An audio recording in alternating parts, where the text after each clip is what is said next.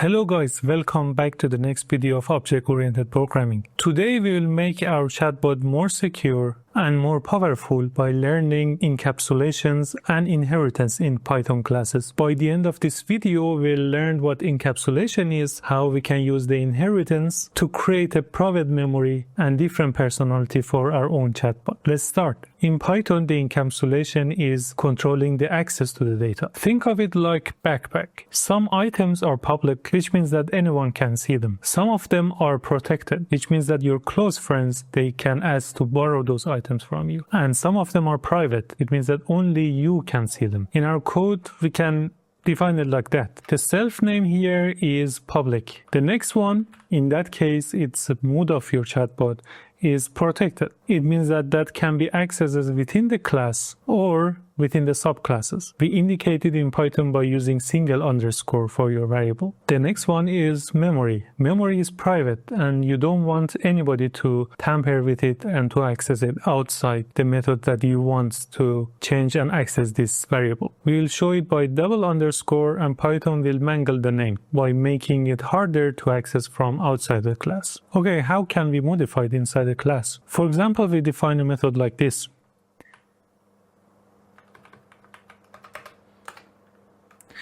We define the remember method. So basically the remember method is just taking any message that your chatbot will receive from the user and append it into the memory. So as you can see, this is only the input to your memory, which you can tamper it inside the class, of course, but there is no get function for the private variable, since the private variable by definition shouldn't be accessed outside. Another method is recall the memory.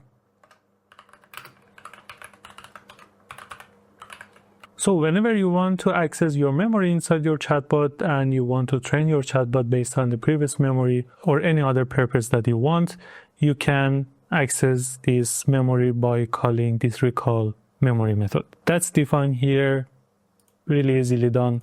And that's about it, basically. But why hiding a data matters inside your Python code? For example, if your chatbot stores sensitive data that you don't want to show other users, or you don't want any outside code to be accidentally messed with it, then hiding its data is really important. By keeping the memory private, we ensure that only within the class that variable can be modified and can be accessed. So how can we check that? We have defined from the previous video these both chatbots. So let's say that we want to work with Aiden 1. Here we say that bot 1, he needs to remember user said hello. And we print what has been recalled from this memory. So basically it's just bot 1. It recall memory as a function. Let's see what it will show us. Okay, as you can see, the method returns the memory that we want, as we define inside the class to be accessed to our private data. Just note that we don't change the data, but basically we define an interface in order to access that memory. But what will happen if we access directly the variable? Would be that the same, that we just print a memory without calling the interface to access it from the method, for example? In that case, we can test it. The best way is to test what will happen if we do that. So the memory is private and we want to see what will happen. Let's see. Okay, you can see the error here. Here it says that the chatbot object has no attribute double underline memory. But what we can see here, we see this variable. So in the case of the Python, understands that, okay, this variable is private and it shouldn't be accessed outside of the class. Let's say that we want to handle the memory inside the class now. We know that we cannot handle it outside unless we define the interface like the method that we defined. But how do we want to do that? Let's make our chatbot's memory as a part of the conversation flow that we have with the chatbot. We have already the greet defined based on the previous video. Let's define additional method for it. We define the respond.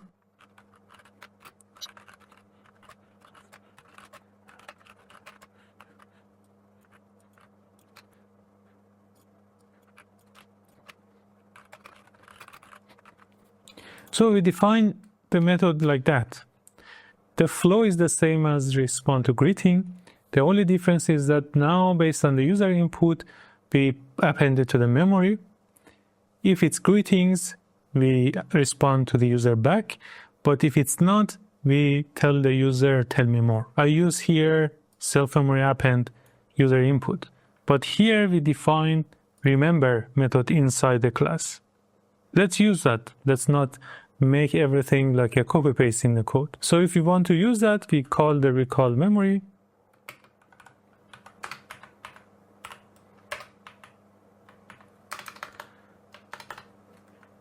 And we put it like that. Now we use the method properly. So let's see how it will behave. We delete all the previous prints that we wrote. We say that respond to hello. We want to greet chatbot. And we want to tell something else. For example, I love pizza. If you love pizza as well, tell me in the comments. Then for the bot one, we said that recall the memory. We want to check what kind of data is already inside our memory to double check if everything works as we expect. We save it, we run it. Okay, we got the error. Now I understood, I hear what you have been shouted to me. You already mentioned that, hey, it's not the right method that you use here.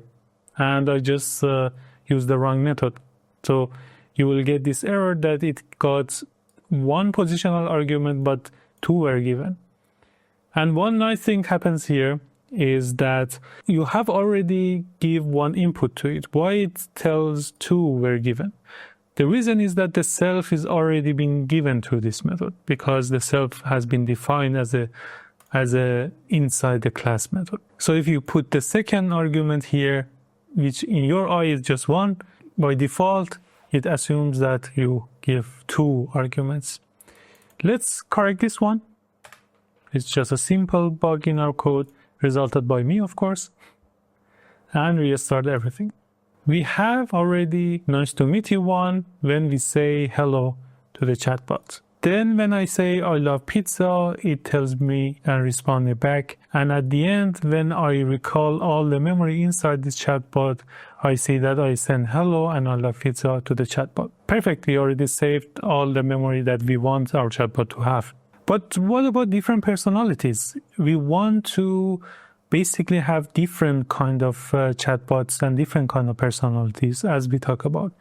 In the previous video, we learned to have different names. But what about different memories or different subclasses based on this class? This concept is basically inheritance. Inheritance lets us create the new class based on existing class and using code while adding unique behavior. We can say that this is our base class. I delete the mood here. Let's not talk about this protect method. I will delete the comments here.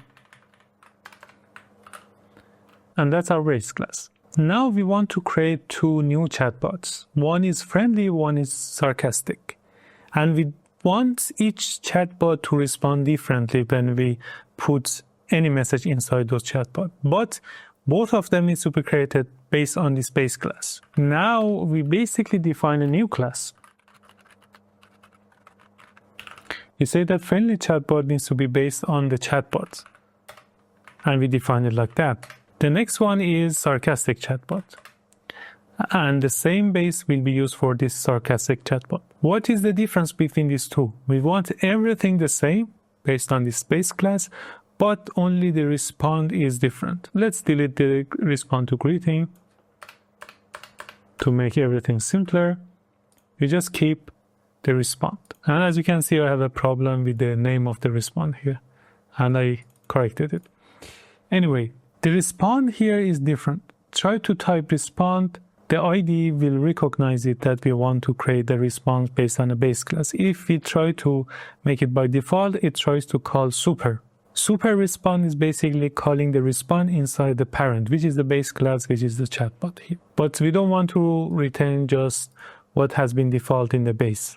But let's make something interesting. We say that the base response is like that. So we have the super, but what we want to return at the end is different. We want the response from the base class, from the parent, plus the response that we want our new class to have. Let's keep it simple just to say I'm so happy we are talking. For our sarcastic chatbot, we don't want to use the same. I'll just copy paste the friendly chatbot inside of it, but let's change it in totally different way. In friendly chatbot, we use the base response from the parent. Basically, if it gets greeting from the user, it will be answered like that. For our sarcastic chatbot, we want something different. Let's change the method in a way that we want to define. We say that if user use greeting, we answer something like this. Let's say that instead of the original greeting, it answers us, oh wow, another greeting, so original. Or for other messages, it answers like that. Let's test those two chatbots to see what they will respond to us. The important note here is, if you look inside friendly chatbot and sarcastic chatbot, there's a difference between these two when they approach the problem. Friendly chatbot uses super response to call the parent version of the class and then add extra flair into it. But in sarcastic chatbot, it completely overrides the response method. So whenever you want to build on top of existing method, super function is your friend and it helps you to not replace the whole method in your new class. But if you want to replace everything in that method, of course you're free to do it. Now let's see what those two bots will respond to us. I will chat bot 1 to the friendly chatbot, Aiden is friendly chatbot, and for example, Zara is sarcastic one. We use the same example as we did for the previous example, but the difference is now we use this inheritance inside of those. Let's see what they will respond and what they will do. Okay, the first one answers us back, nice to meet you, I'm so happy we are talking. So as you can see, when we use super method here, we already got the base response that we wanted from the parent class without overriding everything. But for the second one, if we see here, oh wow, another greeting so original, we don't see anything from the base class into it because we already override everything in it. If you look closely into the response that we got, in the friendly chatbot, when we recall the memory, we see that the memory has already been there. But for the second chatbot, we don't see anything. We can pause the video just for yourself to think about why this happens. Although both classes, they have the same parent. The answer is simple. We override everything inside the response.